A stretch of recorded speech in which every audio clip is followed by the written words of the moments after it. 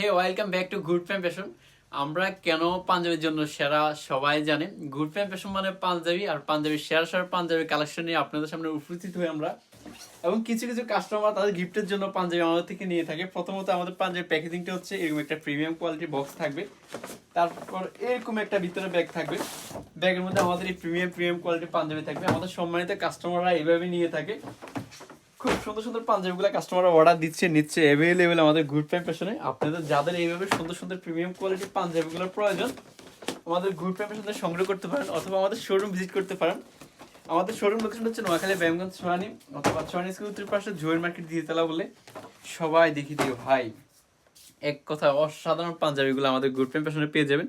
এরকম হিউজ পরিমাণ পাঞ্জাবি আমাদের স্টকিং করা আছে, জাস্ট আপনাদের জন্যই। ইনশাল্লাহ চলে আসবেন, আমাদের গুড ফ্যাম ফ্যাশনে পেয়ে যাবেন।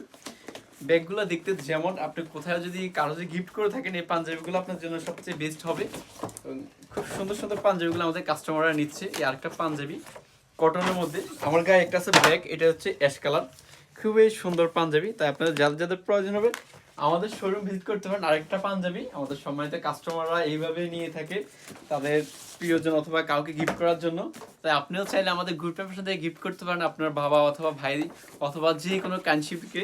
এরকম সুন্দর সুন্দর পাঞ্জাবিগুলো পেয়ে যাবে। এটার মধ্যে আমাদের দুইটা ভেরিয়েন্টের আছে, স্টেপ বর্তমানে ট্রেন্ডিং এ পাঞ্জাবিটা।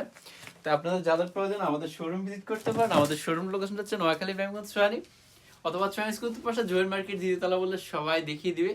অথবা আমাদের হোয়াটসঅ্যাপ নম্বর ভিজিট করতে পারেন। আমাদের হোয়াটসঅ্যাপ নম্বর হচ্ছে 018 28 63 37 92। ধন্যবাদ সবাইকে, আসসালামু আলাইকুম।